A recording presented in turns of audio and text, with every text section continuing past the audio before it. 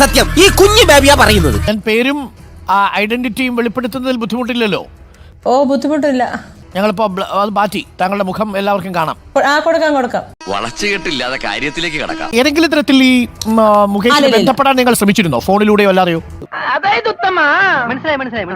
മോളുടെ ഒരു ഫീസിന്റെ കാര്യത്തിന് വേണ്ടി ഞാൻ പലരോടും ഞാൻ ഹെൽപ്പ് ചോദിച്ചിട്ടുണ്ട്. ആ ചോദിച്ച കൂട്ടർ ഇദ്ദേഹത്തിനോട് ചോദിച്ചു തെറ്റാണോ? മനസ്സിലായി. മുകേഷിനോട് പിന്നീട് ഒരു 3-4 വർഷത്തിന് ശേഷം മകളുടെ ഫീസിന് വേണ്ടിയിട്ട് താങ്കൾ പണം ചോദിച്ചു. എങ്ങനെ ഇരിക്കണം?